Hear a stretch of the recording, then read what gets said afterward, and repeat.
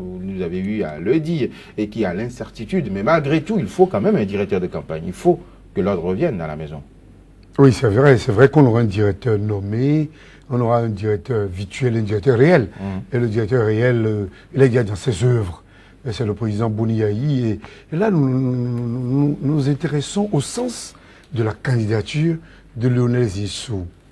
Il est candidat imposé par le chef de l'État pendant que les tractations avaient cours pour la désignation ou l'élection d'un candidat à l'intérieur des FCBE. La plupart des FCBE ont décidé de le suivre. Pendant qu'on parlait de la continuité, c'est-à-dire leur permettre de se sucrer abondamment. L'incantation, après nous, c'est nous. Mais depuis quelque temps, le candidat dit, lui, il n'est pas dans ce schéma. Mais c'est pas évident pour lui qu'il puisse se départir complètement, qu'il puisse incarner la rupture. Il n'est pas une marionnette, hein. La rupture, là, il est bon. Écoutez, quel sens donnez-vous à une candidature lorsque des gens qui étaient sur le terrain depuis des années en arrivent aujourd'hui à trouver quelqu'un qui vient de nulle part pour tel le mettre à Liboron pour se saisir. Il ne vient pas de nulle part, il a toujours été conseiller spécial à l'économie. Oui, conseiller spécial, mais qu'on ne voyait pas, qui venait ici pendant ces moments. Il n'a pas besoin d'être présent pour conseiller le chef d'État. Certainement qui a fait la rencontre de Paris, mais qui peine à mobiliser tout ce qu'on nous dit en tant que bon banquier d'affaires, courtier de rang exceptionnel, professeur, agrégé, désagrégé, parmi les 100 premières personnalités du monde, mais qui n'a pas pu lever 1 million. Qui est là et depuis qu'il est là, la coupure d'électricité. Je ne suis pas d'accord avec vous. Il a levé des milliards.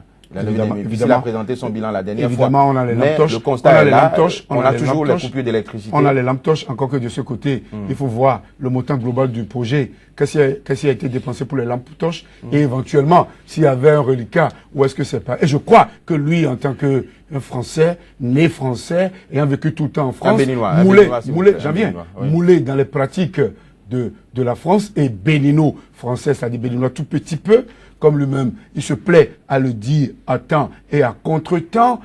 Je me demande comment on peut aujourd'hui vouloir méconnaître l'effort des autres qui étaient toujours avec la FCBE, des autres qui se sont investis, qui ont fait leur poitrine et leur dos pour supporter les critiques parce qu'ils ont décidé de suivre le chef de l'État. Ceux-là pensaient que Zinsou allait incarner la continuité dans la mauvaise gestion, dans le concours de la honte, etc., etc. Mais aujourd'hui, avec l'arrivée des FCBE, des PRD, ce n'est plus évident. De la RB, j'allais dire, et ça pose le problème de leadership. Et c'est ça qui va enliser même c'est-à-dire les chances, qui va compromettre les chances du candidat Lionel Zinsou. Et aujourd'hui, quoi qu'on dise aujourd'hui, il y aura 2 coordonnateurs de la campagne de Lionel Zinsou. Il y aura le chef de l'État qui ne va pas vouloir lâcher le gouvernail, qui va vouloir contrôler. Il y aura lui-même, Lionel Zinsou. Vous pensez? Qui va vouloir, il est déjà sur le terrain, qui va vouloir se départir. Oui, en tant que candidat, il doit être sur le terrain. Et pour le voir, pour le constater, c'est qu'il y a une implosion au niveau de la cellule de communication autour de l'homme. Il y a une partie dirigée par des professionnels qui est une des références, et l'autre partie dirigée par ceux qui ont été toujours là pour faire de la communication en réagissant aux événements, alors que lorsqu'on est au pouvoir, on agit, et c'est à l'opposition de réagir. Suivez mon regard. Donc je crois que là où nous sommes, quand on voit un peu le statut de la cellule de communication, on peut voir déjà comment sera la direction de campagne. Mais l'un dans l'autre, c'est que le candidat Lionel Zinsou est déjà empêtré dans des problèmes. Il est déjà empêtré dans des difficultés parce que il tend là à justifier sa nationalité béninoise. Mais aujourd'hui, il a promis de ne pas donner des coups. Mais comme l'a dit Doclam tout à l'heure, vous savez, les réalités du terrain politique ne sont pas de la théorie. Il met en cause la capacité des créateurs de richesse. Des gens qui ont créé des emplois parce que pendant que Louis Bénino, français, était en France et servait sa mère patrie, des gens qui sont là, qui sont dans le social. Ben, ce n'est pas Fondation Zinsou, c'est comment ça se fait. Le courtier verra des partenaires derrière lui, on va envoyer des fonds à investir pour une fondation. On sait comment ça s'organise, c'est encore une ONG qui va bénéficier des privilèges au niveau de la fiscalité, etc. Face aux Béninois qui sont restés sur le terrain, qui ont affronté le gouvernement sur les questions des impôts à eux, imposés de manière, j'allais dire méchante, jusqu'à les amener à une fiscale et à une rupture d'activité. et à une déclaration de chômage technique avec la fermeture de plusieurs boutiques sur le territoire national, je crois que entre les deux, parce que parlons bien, parlons peu, deux principaux candidats aujourd'hui tiennent la dragée haute. Sébastien Germer-Adjavon, Lionel Zinsou. Pendant que dans un cas, on est à la sérénité, dans le cas de Sébastien Germer-Adjavon, dans le cas de Lionel Zinsou, on recherche les marques et on est atteint par la panique. C'est la panique. Vous pensez qu'il y a la panique? C'est la panique qui est l'âme. La panique qui est, j'allais dire, le sentiment de quelqu'un qui à peine arrive à se contrôler sur le terrain.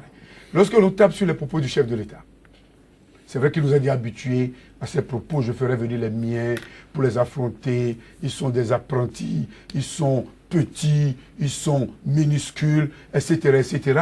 Il a dit, il est revenu plusieurs fois dessus devant les douaniers et devant plusieurs autres personnalités de la République. Je crois qu'en présence de tout ça là, le jeu est presque fait. Et on ne veut pas laisser le processus aller au bout de la logique. Le peuple s'en fout qui est un Tantapillon, directeur de campagne ou pas. Mais le problème de la coalition autour de Lionel Zinsou reste là et vont lui créer du tort sur le terrain. En face de lui, le candidat Sébastien Germer-Adjavon. Il y a également les autres, il ne faut pas oublier qu'il y a non, les autres également. Patrice Talon, il y a Pascal Irénée Koupaki, il y a Boulay Biotchané. Il y a Boulay Biotchané. Parce qu'aujourd'hui, on voit 5 émerger, sans oublier le général bien également, Robert Bian. 5 principaux candidats émerger. Mais parmi les 5, le terrain est là, on le voit, on le constate. Nous aurions donc le temps de le constater le 6 mars. Alors, donc là, Mabalo, nous avions également appris dans le quotidien L'Aurore de ce jour que l'ex-président nigérian Olusegun Obasanjo a ignoré une délégation proche du pouvoir. Cette figure emblématique de la médiation des élections en Afrique qui ignore une délégation du pouvoir pendant ce temps, il dresse un tapis rouge à d'autres personnalités qui viennent le voir. Comment est-ce qu'on peut interpréter ce qui s'est passé hier? Je n'ai pas beaucoup de précision sur cette information, mais je sais que vous ne pouvez pas quitter votre pays et aller dans un autre pays si vous n'y êtes pas attendu. Et donc, normalement, en termes diplomatiques, si la délégation du président béninois était attendue du côté d'Obasanjo... C'était certainement pas le président lui-même, mais c'est une délégation proche du pouvoir. Oui, si la délégation était annoncée... Certains ont dit que c'était une délégation proche du Premier ministre qui allait pour intervenir dans le cadre de la présidentielle de mars 2016. C'est qui? Laissez-moi. C'est le pouvoir, oui. Oui, d'accord. Donc, c'est une délégation. Eh bien, si cette délégation avait été annoncée et attendue, elle aurait été reçue, normalement. Donc, vous pensez qu'ils n'ont pas fait la démarche? Peut-être que les gens n'ont pas fait la démarche nécessaire. Les gens n'ont pas forcément maîtrisé le calendrier de M. Olusegun Obasanjo avant d'aller au Nigeria. Et ça peut expliquer le fait que la délégation n'ait pas été reçue. Mais en même temps, lorsqu'on peut être un peu vicieux et un peu pernicieux, je peux constater simplement que même si on n'avait pas annoncé la délégation, le président Obasanjo, qui n'est plus président et donc qui a la latitude de gérer son calendrier, peut consacrer ne serait-ce que quelques minutes à cette délégation. Ce n'est pas impossible, surtout lorsqu'on sait qu'il y a quelques jours ou quelques semaines, un autre candidat à l'élection présidentielle est allé au Nigeria et a été reçu par le président Olusegun Obasanjo. Les preuves, justement, existent. Et cela m'amène à dire ceci. Cela m'amène à dire que le gouvernement actuel... Le présidentiable dont vous parlez, l'autre candidat dont vous parlez, s'agit-il... Le candidat Sébastien Germer-Adjavon. Il a été reçu absolument par le président Olusegun Obasanjo. Et je dis ceci, il a été reçu, on a vu les images, mais quel est le projet que M. Sébastien Adjavon a avec le Nigeria, par exemple? Il faut faire une lecture de son projet de société pour constater que, avec le candidat Sébastien Germer-Adjavon, les profondes, je ne dirais pas réformes, mais la normalisation de l'économie est à la page. Parce qu'il dit, ça je l'ai suivi le dire quelque part, que ce sont aux politiques de faire les réformes. Avec bien sûr l'Assemblée nationale et toutes les institutions. Mais lui, son programme de société repose surtout sur l'économie, pendant que certains reposent le leur sur la politique. Et donc, il pense qu'aujourd'hui, le Nigeria est une opportunité pour lui. Donc, vous voulez dire que Sébastien Adjavon a été préféré à la délégation du pouvoir du président Olusegun Obasanjo le juge est plus crédible que cette délégation? Je ne peux pas oser le dire. Je oui, constate mais les faits. Cela semble je suis journaliste. S'apercevoir, je suis journaliste, je constate les faits. Je constate qu'il y a quelqu'un qui a été reçu et il y en a d'autres qui n'ont pas été reçus. Et donc je m'en arrête aux faits, au constat que j'ai là. Mais en même temps, je dis, on a essayé avec le président Boniaï le projet de prospérité partagée avec le Nigeria. Vous connaissez la suite, vous connaissez les conclusions. Mais pourtant, le président Boniaï est un grand ami au président Olusegun Obasanjo. On n'est pas à un niveau, ce n'est pas une question d'amitié aujourd'hui. C'est pas une question d'amitié. Si vous prenez le projet de M. Sébastien Germain Javon, je reviens au projet, le Nigeria a intérêt à collaborer avec le Bénin. Ou plutôt, le Bénin a intérêt à profiter des opportunités du Nigeria. Le candidat qui dit même qu'à partir de la classe du CI, on va enseigner l'anglais dans le système éducatif béninois. Vous pensez que ça va faire plaisir à la France? Non, ça remet en cause la francophonie. Mais le candidat a eu le courage de dire, je fais faire enseigner l'anglais à partir du CI au Bénin. Ensuite, il dit, avec le Nigeria, les frontières. Le Nigeria a près de 800 km au moins de frontières avec le Bénin. C'est des pôles de développement économique. Et donc, un projet axé sur le Nigeria, axé sur la qualité de pays de service du Bénin par rapport au Nigeria. Mais ça ne peut qu'intéresser les Nigérians. Et donc, sûrement que le président Olusegun Obasanjo a vu quelque intérêt à recevoir le candidat et à discuter avec lui sur ce qu'il propose par rapport au développement du Nigeria. On ne peut pas être à côté d'un pays riche et être pauvre. Tout à fait. Médéric François Gongo, alors vous aviez également suivi cette actualité, l'ancien président nigérian Olusegun Obasanjo, qui a refusé de recevoir une délégation proche du pouvoir. Pendant ce temps, il dresse le tapis rouge au candidat Sébastien Javon. Le Nigeria est un don de Dieu pour le Bénin. Le géant de l'Est veille sur le Bénin. Il suffit seulement de voir, lorsqu'on ferme les frontières du Nigeria, l'essence passe à 1500 au niveau du secteur du Paya au Bénin. La recherche de la caution morale des autorités nigérianes est à intégrer aux élections au Bénin. Le président du patronat est presque adoubé dans les grands salons du Nigeria. Il connaît le pays. Il connaît les relations séculaires sur le plan commercial qui existent entre les deux pays. Et c'est normal que, parce que se connaissant mutuellement, qu'il soit reçu en grande pompe par le général Olusegun Obasanjo, une pièce maîtresse de la nouvelle politique nigériane, contrairement au pouvoir passé où Goodluck Ebere était plus proche du président Boniaï. Parce qu'on se rappelle en 2011, Javien. Obasanjo aussi est un ami du président Boniaï également. Nous avons vu Goodluck Ebere venir soutenir le régime Boniaï en 2011. On a vu cette visite au niveau de l'aéroport, là où il disait que le Nigeria n'accepterait, après les élections, à l'aéroport, que le Nigeria n'accepterait pas qu'il y ait des troubles à ses frontières. C'est légitime. Ça, c'était une caution morale. Non, je ne suis pas d'accord avec vous. C'était une caution stratégique. Je ne suis pas d'accord avec vous. C'était une homologation systématique du chaos. Non, c'est donc les relations, je poursuis mon développement. C'est une déclaration d'une autorité. Non, je continue mon développement pour faire le parallèle entre la politique du président Goodluck et ses relations avec le chef de l'État Boniaï et le rapprochement de Olusegun Obasanjo du système actuel. On l'a vu danser le soir des résultats au niveau du Nigeria, comme donnant la preuve qu'il est content du nouveau système qui est en place aujourd'hui. D'ailleurs, il a participé pour l'arrivée du président Buhari.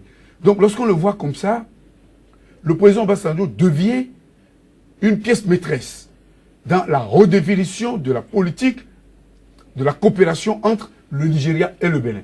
Il ne faut pas oublier qu'il est l'un des ténors du panafricanisme contemporain. Et s'il arrivait, il est l'un des ténors du panafricanisme, et il ne peut pas faire autre chose de manière diamétralement opposée que ce que le président Dieudonné Nicéphore Soglo fait au Bénin. Il ne peut pas aller. Il fait partie de l'association des anciens chefs d'État africains. Il se voit dans le cadre de Sasakawa 2000, il se voit au niveau du club de l'Afrique du Sud, il se voit au niveau de beaucoup de forats, et il discute de l'affirmation de l'intégrité de l'Afrique, de la valeur du peuple africain. Alors, est-ce qu'on peut se permettre de dire alors que... Non, c'est juste une petite parenthèse, parce que c'est pas extraordinaire, et ça, comme nous l'avons dit, ce n'est pas évident. Monsieur Zissou devient président de la République, il se pourrait que dans l'exercice de ses fonctions, qu'il soit président de la CEDEAO, président de l'Union africaine et tout le reste, voyez un peu. Et donc, s'il y a certains qui sont en train de faire la promotion du panafricanisme, qui n'accepteraient pas ça. Oui, mais il est béninois. Pourquoi est-ce qu'il n'accepterait pas cela? Joël, il faudrait qu'on s'entende une fois pour de bon sur cette question.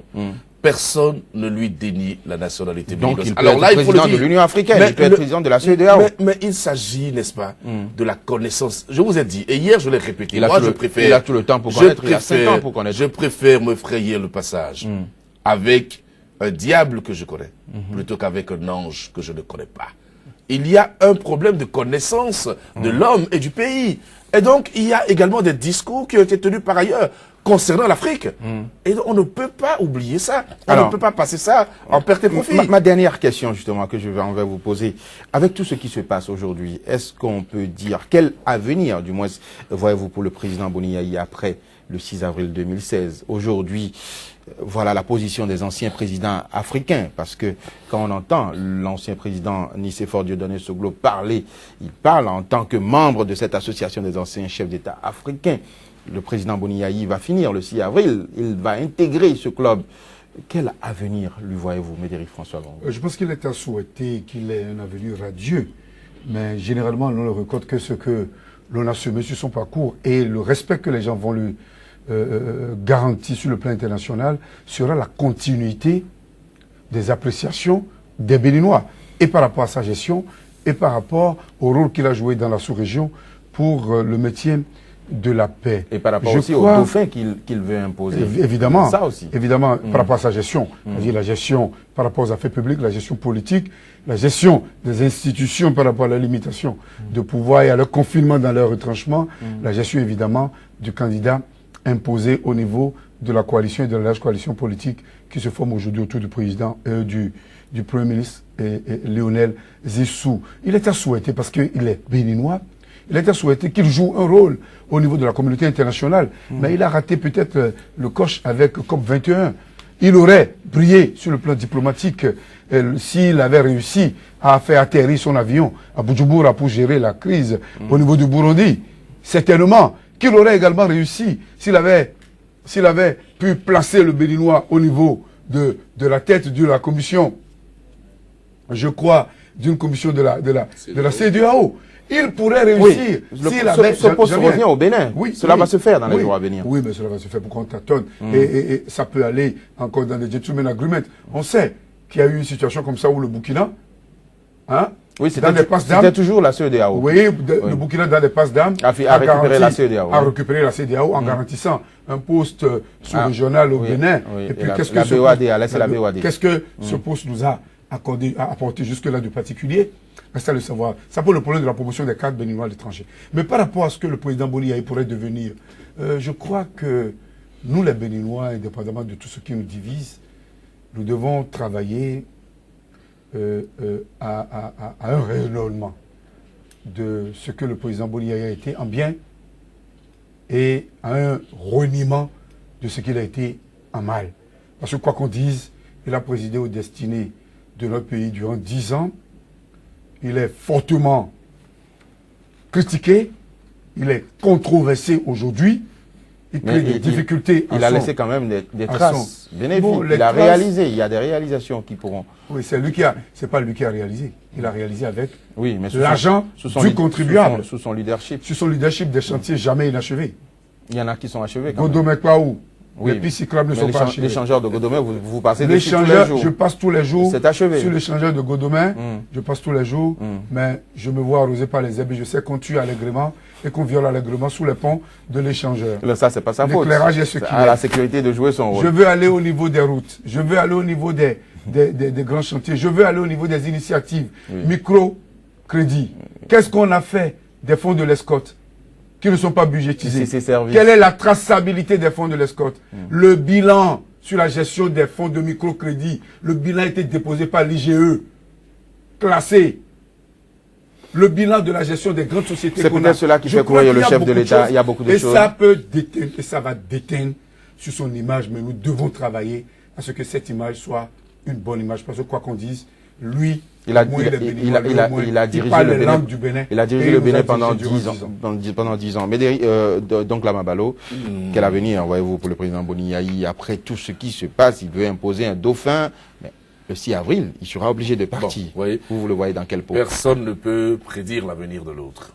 D'accord? Oui, mais constitutionnellement, il part. C'est parce que le président Boni Yayi est incertain de l'avenir qu'il impose le Premier ministre le Zinsou. C'est l'incertitude de l'avenir qui l'amène à faire ce choix. Parce que justement, sachez que le Premier ministre a un rôle à jouer dans l'apaisement ou dans même la certitude du président Boni Yayi d'être à l'aise et tranquille.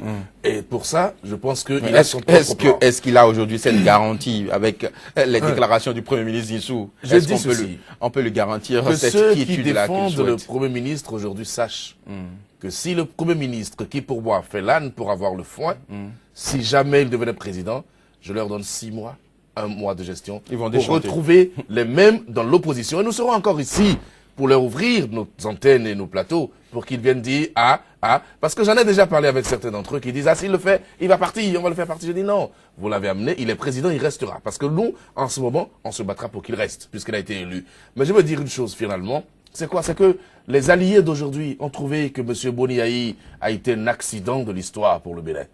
Et ça ne les empêche pas de s'allier à lui et de vouloir créer un autre accident de l'histoire avec le Premier ministre Lelès Zissou.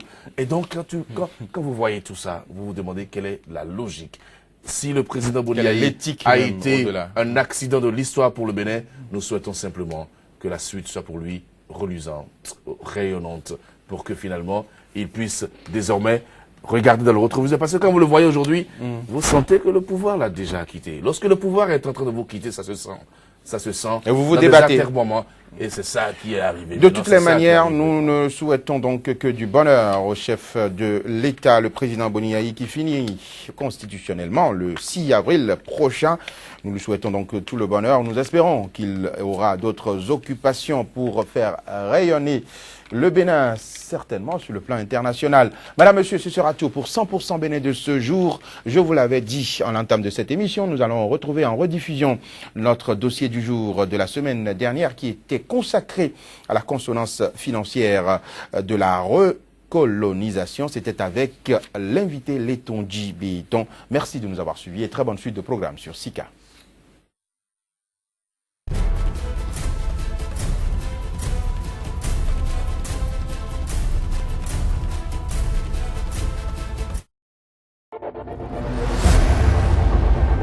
Le débat se poursuit sur 100% Bénin avec le dossier du jour. La recolonisation, au vrai sens du terme, peut-elle impacter le monde des affaires? Pourquoi tant de réactions au niveau de ce secteur? La polémique a-t-elle vraiment sa raison d'être? Pour en parler, je suis sur ce plateau, Letonji Béton, analyste financier et président du mouvement des indépendants. Letonji Béton, bonjour. Bonjour. Merci de répondre à notre invitation.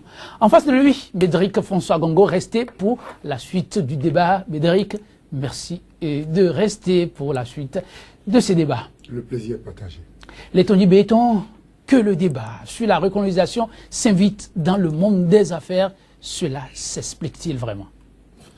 Alors, je crois que vraiment les gens ont raison de s'inquiéter par rapport à la recolonisation dans le monde des affaires.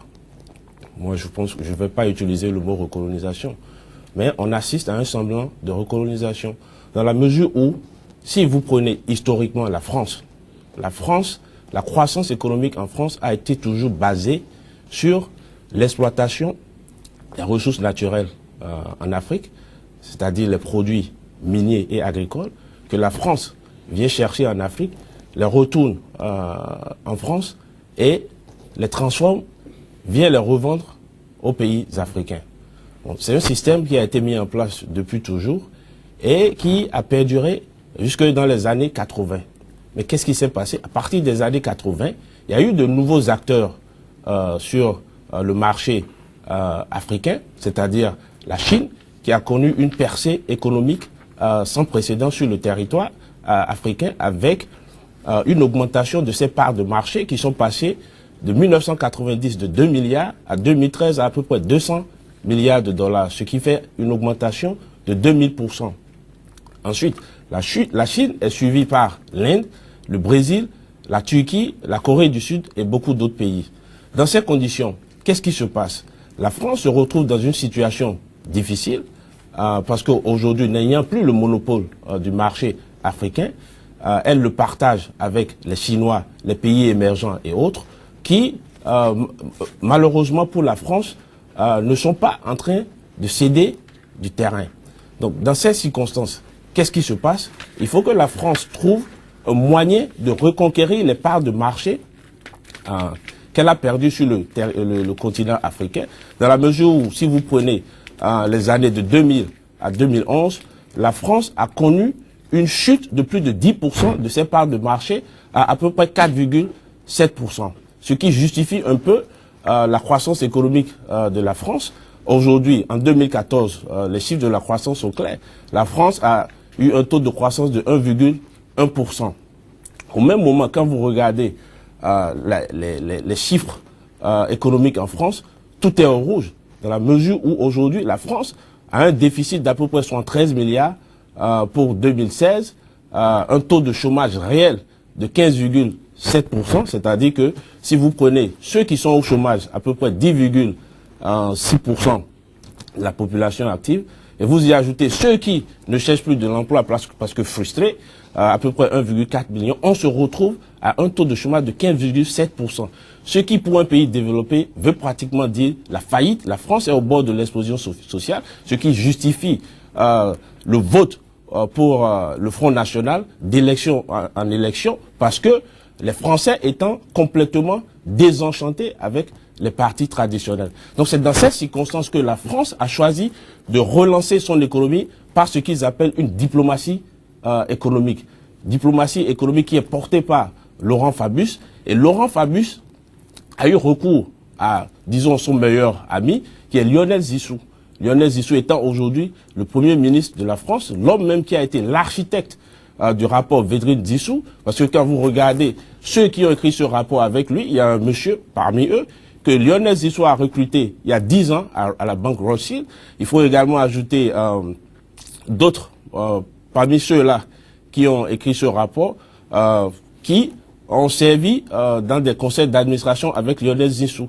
Donc par conséquent, Hubert Védrine étant la caution morale de ce rapport, ayant été ministre des Affaires étrangères, donc je pense que la paternité de ce rapport revient à Lionel Zissou, qui dans ce rapport a défendu des positions qui font dire aujourd'hui que les gens, qui font dire aux gens que la France est en pleine recolonisation économique de l'Afrique. Dans la mesure où, si vous prenez par exemple la proposition numéro 9 qui dit qu'il faut élargir la zone CFA, élargir la zone CFA, comme je l'ai toujours dit, ce n'est pas ce qu'il faut aujourd'hui pour l'Afrique. Il faut même qu'on pense à comment sortir de la zone CFA. Donc est-ce que Lionel Zissou, en tant que président de la République, va permettre ce débat sur le CFA, va permettre à ce débat de continuer, parce que déjà l'Afrique, les pays de la zone CEDEAO sont en train de penser à avoir leur propre monnaie d'ici 2020.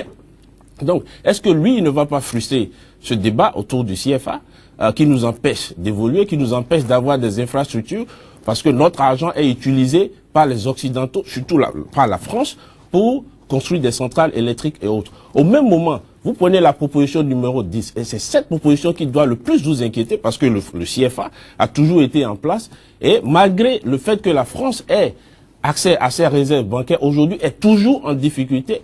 Et donc, il faut maintenant renforcer la présence de la France en Afrique à travers l'augmentation des visites des chefs d'État du président de la France en Afrique et des ministres français en Afrique. Également, dans cette proposition, il a été dit qu'il faut investir les leviers de décision politique et économique en Afrique avec des cadres qui ont été moulus en France, etc. Et donc, quand vous voyez tout ça, et vous voyez les conditions dans lesquelles Lionel Zissou a été nommé Premier ministre, il y a matière à s'inquiéter, dans la mesure où Lionel Zissou, on essaie toujours de nous le présenter comme ayant été la plume de Fabius, c'est-à-dire une relation d'ancien professeur à un ancien élève. Or, la relation entre Fabius et Lionel Zissou dépasse cette relation, dans la mesure où Lionel Zissou a été même présenté comme l'homme des réseaux de Fabius. Vous savez, la relation entre les deux hommes, non seulement une relation professionnelle, entre 1984 et 86, Lionel Zissou a fait partie des différents cabinets de Fabius. Ensuite, en 1986, Lionel Zissou a créé un club qui s'appelle Solidarité Moderne dans le but exclusif de réunir les gens qui nourrissaient une ambition présidentielle pour Fabius. En 2002, il a été choisi comme l'un des animateurs, sinon l'animateur principal du club Fraternité, qui est le cercle de réflexion de Laurent Fabius. Les deux ont également une amitié qui est allée jusqu'aux affaires dans la mesure où ils sont actionnaires de la maison de vente aux enchères Piazza avec un certain nombre d'individus tels que Serge Weinberg, Paul Schweizer qui est aujourd'hui commissaire du gouvernement aux investissements. Donc, quand vous voyez tout ça, à la proximité de l'homme avec Fabius et l'establishment français, sachant bien que Lionel Zissou même a dit dans les colonnes du journal français L'Express que Fabius et Dominique Strauss-Kahn sont les deux qui ont le réseau le plus puissant de l'univers économique de la gauche. Donc, c'est une situation qui doit nous amener à réfléchir et à penser à où est-ce que nous allons. Aujourd'hui, est-ce que les bruits de bottes, la bourde au niveau du monde des affaires a encore sa raison d'être quand officiellement l'homme même sort et dit oui, c'est vrai, hier on a tenu un certain nombre de propos, mais la recolonisation ne passera pas en Afrique, bien entendu, ne passera pas par le Bénin. Est-ce qu'il ne tait pas? Est-ce qu'il n'apaise pas? Est-ce qu'il ne rassure pas finalement? Et c'est l'homme de la table ronde de Paris pour le Bénin. Ça, il ne faut pas l'oublier. Écoutez, nous allons laisser le révisionnisme aux historiens. Aujourd'hui, nous n'allons pas passer notre temps à revoir ce qui a été les pensées de Lionel Zissou. Lionel Zissou, par le passé, a été clair. Oubliez les pensées de Lionel Zissou, n'est-ce pas, justement, fermer cette fenêtre et voir ce que l'homme peut apporter économiquement. Non, si pendant de nombreuses années, vous avez défendu un certain nombre de positions, notamment comment aider à limiter la rétraction de la puissance économique de la France en Afrique, il y a un document vidéo qui s'appelle La France-Afrique, le temps des entrepreneurs. C'est un document vidéo qui a été réalisé en partenariat, je crois, avec l'Institut Montaigne par Lionel Zissou. J'encourage tout le monde à aller voir cette vidéo sur YouTube. C'est clair. Lionel Zissou a été clair et vous allez sentir dans ses propos qu'il s'inquiète du recul, du reflux des entreprises françaises en Afrique. Il a parlé des banques, etc., qui sont aujourd'hui ayant des capitaux qui proviennent des pays émergents, ce qui n'était pas le cas dans le passé. Il a parlé de Toyota qui a supplanté Peugeot, ZTE et Huawei qui ont supplanté Alcatel-Lucent. Donc dans ces conditions, il se plaît aussi de la vente des actifs de la France et de l'Europe en Afrique. Mais également dans un autre document vidéo, Lionel Zissou dit qui possède les mines, qui possède les puits de pétrole, qui possède l'immobilier en Afrique. Et il a dit c'est l'Europe et que l'Afrique appartenait à l'Europe, ce qui est vrai. Mais le vrai problème, est-ce que l'Afrique doit continuer d'appartenir à l'Europe? Parce qu'au même moment où l'homme dit que qui possède les mines, qui possède les puits de pétrole, mais on sait comment ces puits de pétrole, ces mines ont été acquis. Ça, je peux dire que la France et beaucoup d'autres puissances se sont accaparées de ces biens pendant la colonisation et après les indépendances. Vous savez, les accords qui ont été signés par les pays africains pour obtenir leur indépendance, on ne va pas en parler sur ce plateau, mais au même moment où tu te plais, le monsieur se plaît, pardon, de cette vente des actifs, ensuite, ce même monsieur dit comment il faut revenir en Afrique pour obtenir plus d'actifs. C'est ça qui doit vous inquiéter. Élargir la zone CFA, renforcer la présence française en Afrique. Et je crois que vous avez évoqué la table ronde de Paris. D'abord, moi je pense que la table ronde de Paris, pour le moment, c'est un échec. Et pour moi, Lionel Zissou n'est pas un homme nouveau. Lionel Zissou a été conseiller du président Boni Yayi de 2006 à 2011, je crois. Et ensuite, la table ronde de Paris a eu lieu en 2014. Et Lionel Zissou a pris une part active à cette table ronde de Paris. Et lors d'une visite, je crois, du chef de l'État, le président Boni Yayi, à la Caisse autonome d'amortissement, je crois qu'en son temps, il avait dit qu'il y avait d'autres valeurs dans ce pays, notamment les coupes acquis et consorts, mais qu'il a fait appel à Lionel Zisso à cause de sa capacité de mobilisation de ressources. Bon, moi je pense qu'il y a une confusion. Lionel Zisso, en tant que banquier d'affaires, gère des fonds qui lui sont confiés par les fonds de pension et autres, les grandes institutions, pour essentiellement faire du profit.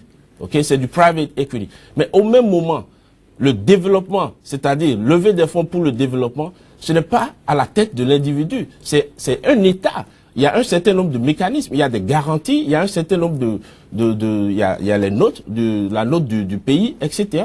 Et quand vous prenez la table ronde de Paris, on nous a dit qu'il y a eu des intentions de 18 milliards d'euros, je crois, que le Bénin a pu obtenir. Mais le vrai problème avec ça, ceux qui connaissent comment ce genre de choses fonctionne, quand on vous promet 18 milliards, c'est sûr que vous aurez peut-être 10%, mais dans ces 10%, vous aurez la moitié de ces 10%. Donc, faites un petit calcul, on se retrouve autour de 800, 900 millions de dollars, ou d'euros, pardon. Et aujourd'hui, je ne crois pas que le gouvernement béninois ou lyonnais soit été capable de lever $1 seul million. Il faut qu'on soit sincère envers nous-mêmes. C'est ça la réalité. Il ne faut pas qu'on nous vende des choses qui n'existent pas, qui n'ont pas été concrétisées. Mais François Gongo, au niveau du monde des affaires, ça bouillonne et l'analyste financier pense que c'est à raison. Et pourtant, l'homme a fait ce que d'aucuns qualifient déjà de son mea culpa. Il prend langue avec le développement maintenant de sa patrie et compte aider l'Afrique à amorcer le nouveau virage souhaité de tous. Passer le débat sur la bénignité de Lionel Zisso, parce qu'il a établi maintenant qu'il est béninois, les actions qu'il a posées sont évidentes sur le terrain, et se pose aujourd'hui la probabilité de l'impact que son arrivée aura sur le développement du pays.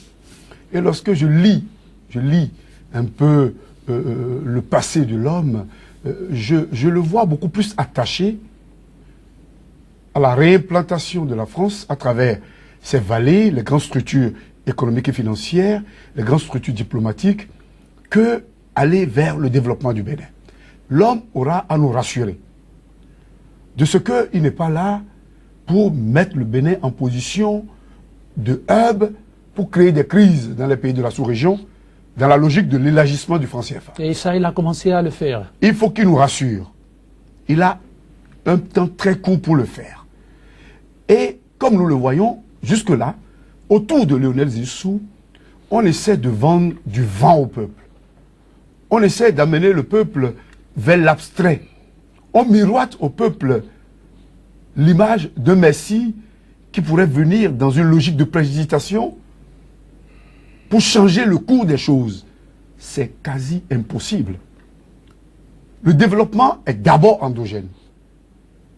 Le développement, c'est qu'on s'appuie sur la culture qu'il ne maîtrise pas. On ne maîtrise pas la culture dans les livres. On ne maîtrise pas la culture en séjournant quelques jours par an dans son pays adoptif ou d'origine. Lionel Zisso a des qualités, certes, mais il faut arrêter de faire croire aux Béninois que c'est la panacée, que c'est la clé qui va permettre aux Béninois, dans la paresse, parce que nous sommes en majorité paresseux, dans l'ignorance. Qui dit ça, hein? Oui, évidemment. Nous on finit le journal à 4 heures, on est encore ici à 6 heures. Les populations ont à juger si nous sommes paresseux ou pas. Mais la majorité des Béninois sont paresseux. Le problème, c'est la pression sociale sur ceux qui arrivent à s'en sortir. Le problème, c'est qu'on voit beaucoup de jeunes en train de jouer au ludo, en train de jouer au jeu de dames, en train de discuter à longueur de journée, sans avoir de préoccupation. On dira que c'est l'État qui ne donne pas l'emploi, mais l'emploi se crée par soi-même dans un système libéral. Là, c'est un autre débat.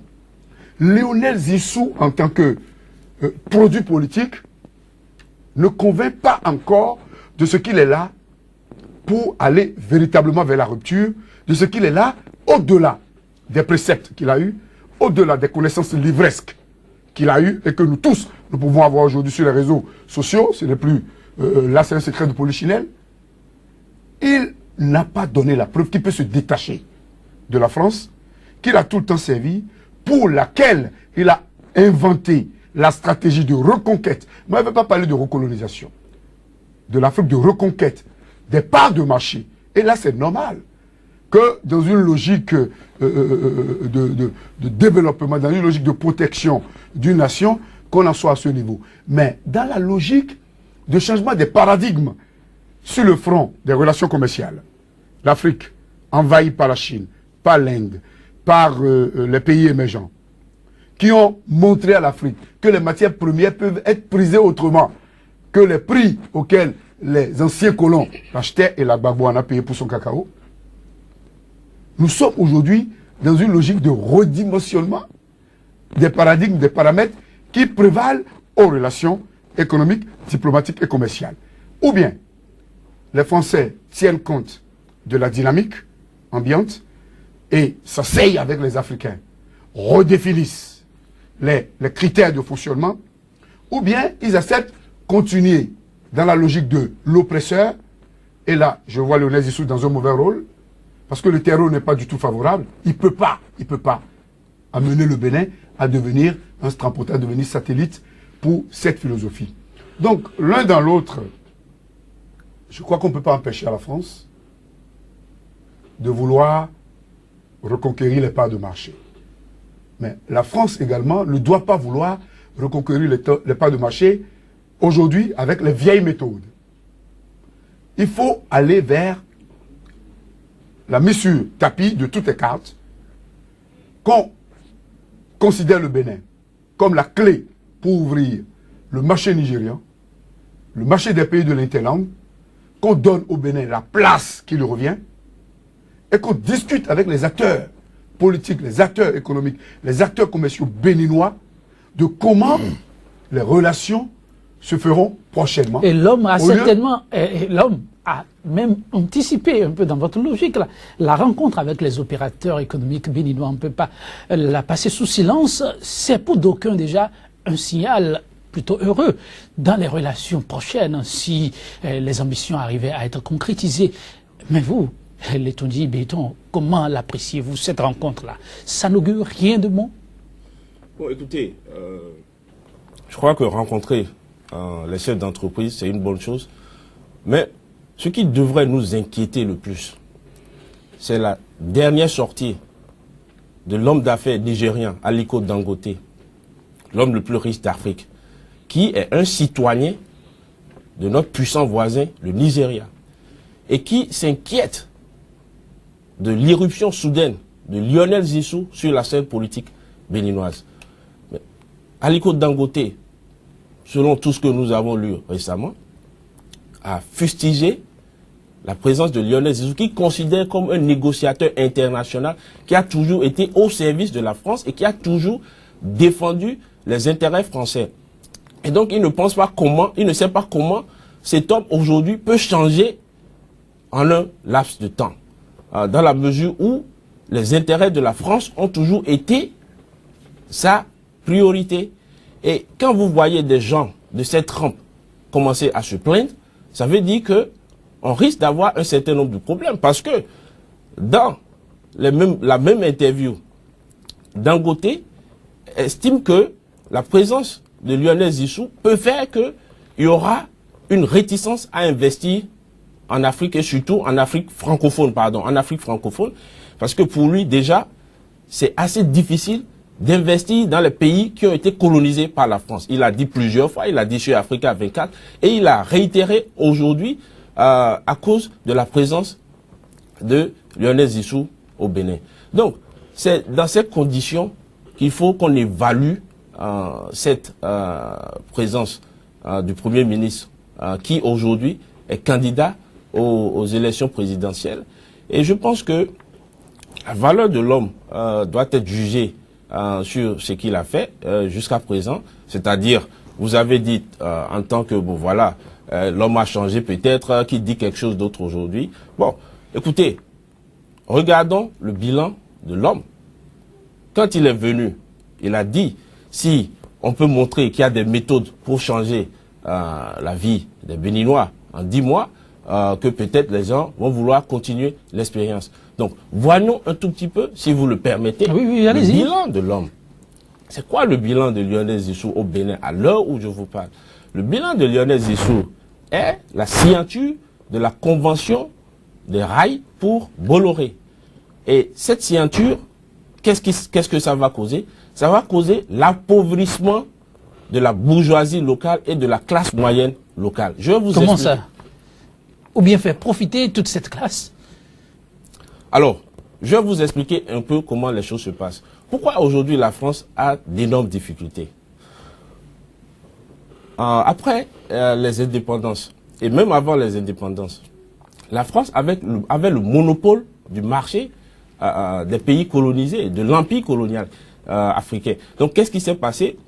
Vous aviez des compagnies comme la CFAO, CFDT, le SCOA, les gens qui sont dans les BTP, etc., la manutention portuaire, qui étaient exclusivement dominés par la France. Et donc, du coup, tout l'argent qui provenait de ces sociétés en Afrique retournait au trésor français et n'était pas réinvesti en Afrique. Et donc, aujourd'hui, la présence d'autres acteurs sur le terrain a enlevé de facto ces revenus qui allaient en France. Et d'où un certain nombre de difficultés économiques pour la France. Et donc, quand vous prenez, par exemple, les rails qui ont été octroyés à Bolloré, il en aura l'exploitation. C'est lui qui décidera de quels produits vont monter sur ces rails. Et vous imaginez, en France et aux États-Unis, quand vous prenez une locomotive, vous pouvez tirer à peu près 200 wagons. Vous imaginez, en une journée, Bolloré peut tirer peut-être 1000, 2000 wagons. Parce que le Bénin étant le port d'entrée de plus de 5 pays, c'est-à-dire le Mali, le Niger, le Burkina Faso, le Tchad. Et je mets aussi le Togo. Et donc, quand vous prenez ces régions, c'est-à-dire les pays que j'ai cités, et vous ajoutez le nord Nigeria, on se retrouve dans une situation où Bolloré et la France ont un accès direct à un marché d'à peu près 254 millions de personnes et un PIB de 633 milliards de dollars. Et c'est-à-dire que, donc, la France s'étant désindustrialisée, aujourd'hui, qu'est-ce qui va se passer? Le commerce entre la Chine, l'Inde, etc., la Turquie et l'Afrique se fait par des individus, les Aladi de Porto Novo et autres. Donc, ces gens, si vous prenez cette tablette, ils vont acheter ça en France, peut-être, en Chine, ils commandent 2 conteneurs, et donc ça va lui revenir peut-être à 1000 euros. Et maintenant, qu'est-ce qui va se passer? La France étant désindustrialisée, les Français étant ici, parce que avec le pouvoir présidentiel, nous sommes dans un régime fort, il ne faut pas l'oublier, et toutes positions acquises peuvent être détruites par un décret présidentiel. Et donc, qu'est-ce qui va se passer? Les Français vont se constituer, les entreprises françaises du moins peuvent se constituer en pool et aller faire de grosses commandes. Et qu'est-ce qui va se passer? Si eux, ils commandent 100 conteneurs de ce même produit, ils vont l'acheter à peut-être 100 $ au lieu de 1000 $. Du coup, qu'est-ce qui va se passer? Ils vont contrôler les prix et vont ramener ces produits ici qui seront mis transportés par ces wagons. D'abord, ça va tuer rapidement le business des camionneurs, ok? Et ce qui va se passer le long du corridor, c'est-à-dire vous aurez les ports secs de Parakou, de Malanville, etc. Ces produits seront déversés là et ensuite il y aura des camionneurs. Aujourd'hui, ce sera les camionneurs français, les camionneurs belges qui vont venir et qui vont prendre ces produits, qui vont aller les livrer au nord Nigeria, Kano, Kaduna, Zaria, etc. Du coup, qu'est-ce qui va se casser? En 2 ans, 3 ans, on va constater un appauvrissement des Français, des Béninois, pardon, dans la mesure où, si vous regardez la vidéo, la France-Afrique, le temps des entrepreneurs, c'est exactement ce dont se plaignait Lionel Zissou pour la France. Il a dit, les Français sont en train de s'appauvrir à travers les flux de commerce. Et c'est ce qui va se passer ici. Et donc, quand vous regardez tout ça, que vous mettez à l'actif de l'homme, moi je pense que 5 ans ou 10 ans, parce que s'il est élu, il sera là pour 10 ans, je crois, parce que c'est comme ça que les choses... La confiance, c'est 5 ans, renouvelable pour l'instant. Oui, bon, écoutez, on sait bien comment les élections se passent ici. Nous sommes à 2 semaines des élections présidentielles au Bénin. On n'a même pas de carte d'électeur. Dans quel pays vous voyez des choses pareilles? Et depuis 10 ans, c'est comme ça qu'on a toujours assisté à des élections calamiteuses parce que on veut toujours faire de la fraude. Mais moi, ce que je veux dire, je crois que on est en train d'aller un peu de l'autre côté, mais je tiens à parler de ça parce que un président élu qui n'a pas de légitimité ne pourra pas bien diriger un pays et c'est ce qui se passe.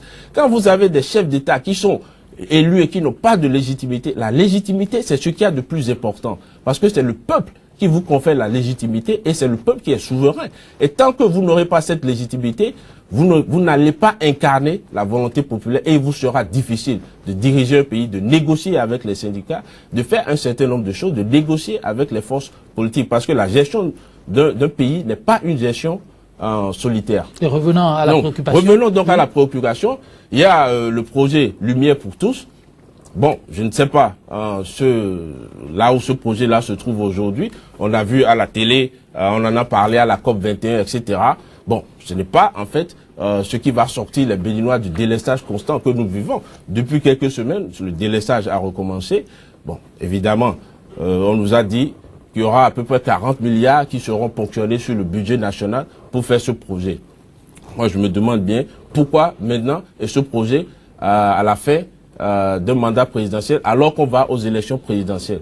Voilà. Et qui sont ces compagnies qui ont eu le droit de distribuer ces lampes solaires? Il faut qu'on nous informe sur tout ça. Il faut qu'on change la façon dont les choses sont en train de se faire dans ce pays. Donc son bilan ne vous rassure pas? On ne peut pas continuer comme ça. On ne peut pas continuer dans la même opacité qu'on a eu pendant 10 ans avec Boni Yahi et sa clique. On ne peut pas continuer comme ça. Et nous, moi je pense que les jeunes doivent se lever, commencer à poser des questions et dire non à ce genre de choses. Le Bénin est un pays qui, si nous avons une bonne gouvernance, devait être un pays riche. Vous prenez le Bénin et vous comparez le Bénin à Singapour, on a peut-être 10 fois plus d'atouts que Singapour. Et voilà, on végète dans la misère, les jeunes n'ont pas de boulot, et tout ce qui préoccupe cette classe politique, aujourd'hui, c'est le copinage entre les institutions de la République. La classe politique est tétanisée, caporalisée par l'exécutif, et du coup, les jeunes sont là, et on a des ministres qui, leur préoccupation aujourd'hui, ce n'est pas l'emploi des jeunes. On les réunit, on leur dit ci, on leur dit ça, on leur promet des emplois qui ne se matérialisent jamais. L'emploi ne se crée pas. L'emploi ne se décrète pas. On ne peut pas créer des emplois par un décret présidentiel. Mais l'emploi se crée en mettant en place des conditions pour créer ces emplois, c'est-à-dire en mettant en place des conditions qui favorisent les hommes d'affaires, parce que c'est eux qui sont créateurs de richesse et par conséquent créateurs d'emplois. Et c'est ce dont nous avons besoin aujourd'hui. Et ce pays doit être ouvert à tout le monde. Ben, vous semblez oublier les structures en place ici pour accompagner l'emploi des jeunes. La NPE, je veux citer au passage, le FNPEJ, pour ne citer que ceux-là. C'est quand même pour la jeunesse tout ceci. Dites-moi le nombre d'emplois que la NPE a créé dans ce pays, le nombre d'emplois que le FNPEJ a créé dans ce pays. J'espère que vous ne voulez pas que je revienne. Je parle des scandales non, des scandales au niveau du FNPEJ. On ne comprend pas le bruit qu'il y a au niveau du monde des affaires, si on veut comprendre. Ces agences dont vous parlez, en fait, moi, je considère qu'il faut qu'on revoie tout ça. Parce qu'on crée des structures qui deviennent des nids, des trous de détournement, de gabégie. Non, attention. Mais d'ailleurs, François Gongo, je sais que vous avez fait un certain nombre de dossiers dans ce sens-là. Aujourd'hui, le Bénin, quand même, peut se targuer d'avoir fait des efforts considérables en termes d'emploi des jeunes, non? Je crois que c'est à la limite la crétinisation des jeunes. Parce que ce ne sont pas des emplois décents. Et la multiplication des structures, de plusieurs structures, à une même fin, donne la preuve de l'incapacité des dirigeants. Lorsque vous multipliez des structures pour atteindre un même objectif, c'est supposer que les structures antérieures ont échoué et c'est supposer que les structures qui sont créées de manière postérieure ont encore à apprendre de l'expérience passée pour mieux s'améliorer. L'un dans l'autre, c'est la preuve d'un échec patent et cuisant. FNPEJ, tous les jeunes à qui on a remis de l'argent, dont on a publié les noms, pour des impayés. Beaucoup ont dit que c'est le man, que c'était des frais de campagne. Combien on a récupéré? Ce sont des structures qui sont créées pour contenter des sbires, des griots, qui passent tout leur temps à faire campagne.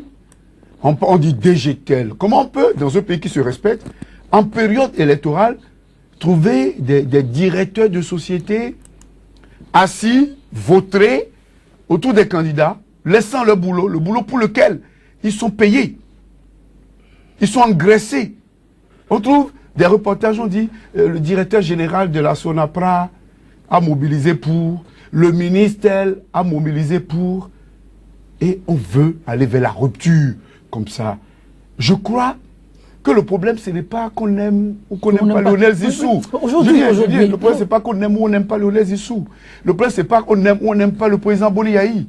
Mais le gâchis est béant. Ce qui se passe aujourd'hui... Le gâchis est béant. Oui. Mais il est question aujourd'hui de partir sur de nouvelles bases. Si hier, le partenariat secteur public, secteur privé a échoué, on a aujourd'hui des prototypes d'hommes qui, somme toute, semblent être imbibés de ces réalités-là. Est-ce que le Bénin n'est carrément pas à la croisée de chemin et qu'il faut espérer aller au-devant des choses? La politique a échoué. Il faut aller vers une recomposition de la classe politique et ça ne se passera pas en moins d'une génération. L'économique a pris le dessus sur le politique, ce qui nous a amené à constater l'invite astucieuse d'un acteur important et l'invite subite de l'autre, qui se retrouve aujourd'hui presque en pole position avec le candidat du pouvoir en place, qui est une monnaie de deniers, une monnaie de Auchan de deniers. Là où on est aujourd'hui, on est véritablement à la croisée des chemins, où on doit mettre les compteurs à zéro, repartir sur de nouvelles bases, comme vous l'aviez dit. Mais on ne peut pas aller vers le futur sans faire le bilan du passé. Et ce bilan est cataclysmique. Je pèse mon mot. Une désarticulation de l'administration publique par la promotion de la médiocrité, l'exponentialisation du népotisme. Les méritants n'ont pas de place dans leur société. Il faut avoir un nom, il faut avoir un faciès, il faut maîtriser une langue donnée. Et là, ce n'est qu'un secret de polichinelle. La mort programmée des partis politiques. Le musellement du mouvement syndical par la patriotisation du mouvement syndical. La crétinisation des jeunes. C'est comme les jeunes ont faim, on leur donne des petits boulots. On a parlé du service militaire. Après, on parle de 6 mois de stage, etc. Pendant qu'on a des enfants qui sont bien diplômés, que les autres, on le dit, et qui sont casés sans avoir fait preuve de leur compétence nulle part. Suivez mon regard. Au fait, ça que joue face à l'histoire. Et ces images vont rester. Quel que soit ce qui va venir à chacun d'entre nous, la génération à venir va apprécier. Et comme je le dis souvent, opinons, mais opinons pour que les choses changent. Et pour que les choses changent aujourd'hui au Bénin, c'est qu'il faut montrer, comme le fait très bien notre ami, il faut montrer la réalité de la situation. Le professeur Lionel Zissou a une valeur sous d'autres cieux. L'environnement béninois n'est pas le même. À l'expérience, d'il y a 6 mois, 7 mois, la seule preuve qu'il nous a donné, la signature des accords, la distribution des lampes torches. Et on a comme l'impression qu'il y a un malheur qui le poursuit. Parce que depuis qu'il est là, le délestage s'est accru. Et c'est clair que ça va s'inviter dans le choix des populations. Parce que quand je parle de l'électricité, et on m'amène les factures qui augmentent de jour en jour, c'est pas évident que je vote pour le candidat du pouvoir. C'est clair, on peut tout dire. En tout cas, ce n'est pas encore la campagne. Donc, non, ce n'est pas la campagne, mais nous opinons. Et nous les amenons à changer de stratégie. Donc, je pense, pour être concis, je pense qu'aujourd'hui, l'invite des opérateurs économiques est une chance pour le redimensionnement de la chose politique, la clarification du paysage politique, la conscientisation du peuple, entendu que les dispositions légales mettent bien les étanchéités, les balises, pour éviter qu'il n'y ait confusion de gens et conflit d'intérêts. Ou on accepte aller avec des gens de l'intérieur, qui connaissent les situations, qui ont vécu, qui ont souffert, qui ont été en exil ou qui sont restés, des gens qui ont côtoyé le pouvoir et qui ont de l'expérience, ou nous allons accepter nous mettre dans un vide, un saut dans le vide, avec quelqu'un qui parle bien, même si durant 3 minutes, 4 minutes, il ne m'avait pas convaincu, moi, un petit intellectuel, qui parle bien, mais qui ne donne pas la garantie qu'il peut se soustraire de sa première patrie pour se mettre au service d'un petit pays, d'un pays de nègres comme le nôtre, d'un pays de pauvres comme le nôtre, d'un pays de nécessiteux comme le nôtre. La garantie, c'est ce qu'on demanderait aussi au niveau du monde des affaires. Mais comment vous suivez tout ceci de près? N'est-ce pas possible de trouver juste un modus vivendi pour espérer un bon, mais un bon qualitatif? Non, je crois que il y a eu mal donne dès le départ.